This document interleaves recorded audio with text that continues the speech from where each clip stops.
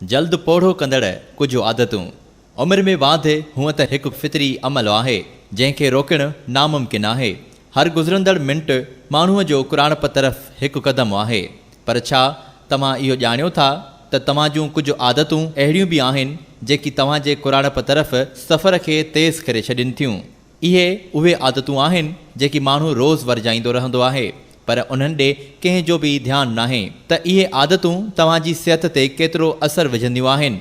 अॼु असां तव्हां सां अहिड़ियूं कुझु इंसानी आदतुनि जो ज़िक्र कंदासीं जेकी माण्हूअ जे जल्दी क़ुरानी थियण जो सबबु हूंदियूं आहिनि। जेकॾहिं उन्हनि आदतुनि खां पासो कजे त नंढी उमिरि में ईंदड़ क़ुरानप या वरी तकड़ी ईंदड़ क़ुरानप खे यकीनन रोके सघिजे थो। स्क्रीन जे अॻियां वेहणु। हिकु तहक़ीक़ में ॾिठो वियो आहे त विची उमिरि में जिस्मानी तौरु तहरुक न वठण जे करे दिमाग़ी सलाहियतुनि में घटिताई ईंदी आहे।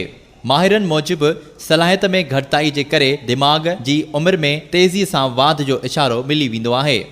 हिकु ॿी तहक़ीक़ में दरियाफ़्त कयो वियो आहे त जवानीअ में घणो वक़्तु स्क्रीन अॻियां गुज़ारण सां विची उमिरि में दिमाग़ी कमकार सख़्तु मुतासिर थींदो आहे। निंड जी खोट। हिकु तहक़ीक़ में ॾिठो वियो आहे त निंड जी खोट जो शिकार माण्हुनि जी चमड़ीअ ते घुंज पइजी वेंदा आहिनि, जंहिंसां क़ुरानप ज़ाहिर थींदी आहे। जेकॾहिं माण्हू निंड पूरी न कंदो त वक़्त खां अॻु पोढ़ो थी सघे थो। माहिरनि जो चवणु आहे त निंड जी खोट ऐं चमड़ीअ जी ख़राब सिहत जे विच में लाॻापा मौजूदु आहिनि। इहो ई सबबु आहे त निंड जी घटिताई जे करे माण्हू वक़्त खां अॻु पोढ़ा थी वेंदा आहिनि। घणो वक़्तु वेही गुज़ारणु। हिकु तहक़ीक़ में लखे माण्हुनि जी ज़िंदगियुनि जो जाइज़ो वरितो वियो, जंहिंखां पोइ इहो दरियाफ़्त कयो वियो आहे त घणो वक़्तु वेही गुज़ारण सां इंसान जे वक़्त खां अॻु वारे मौत जा ख़तरा 4% वधी वेंदा आहिनि।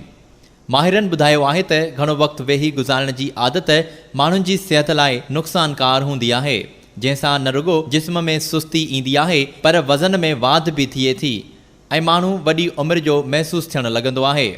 पाण खे पोढ़ो सम्झणु।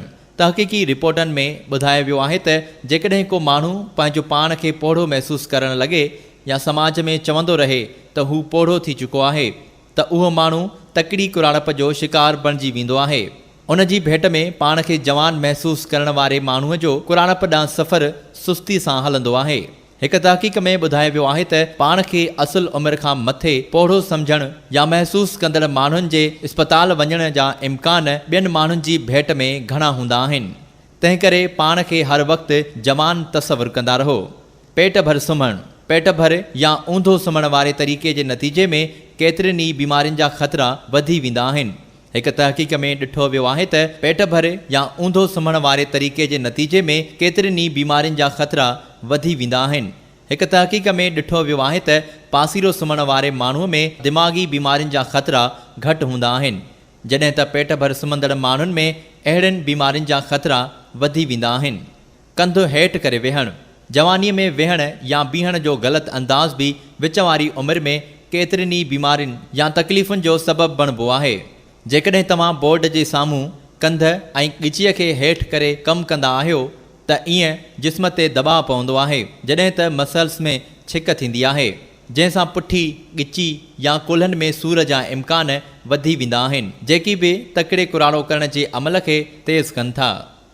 करंगे जी हॾीअ खे सही पोज़ीशन में न रखण सां हॾियुनि जा जोड़ मुतासिर थींदा आहिनि ऐं उन्हनि ते दॿाउ पवंदो आहे।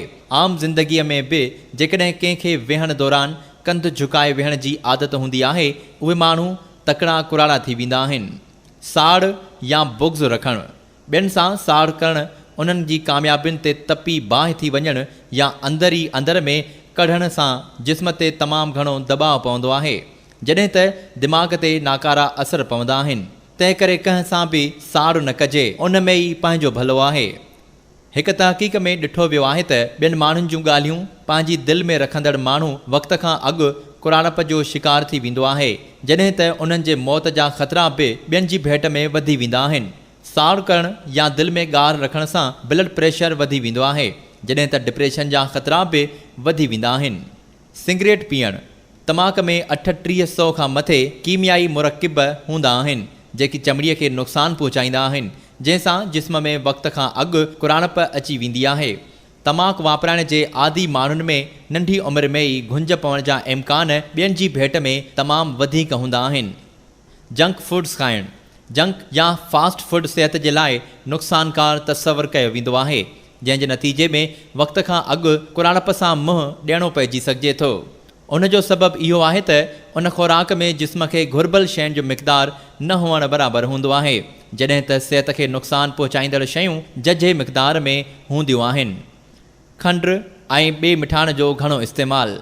खंडु या घणियूं मिठियूं शयूं खाइण या पीअण सां जिस्म जे अंदरि वरम पैदा थींदो आहे। तहक़ीक़ मुताबिक़ घणी खंड जे इस्तेमाल सां जिस्म जी उमिरि तेज़ीअ सां वधंदी आहे, जंहिंजे नतीजे में घुंज पइजी वेंदा आहिनि, जॾहिं त चमड़ी ख़ुश्क ऐं घटि लचकदार थी वेंदी आहे।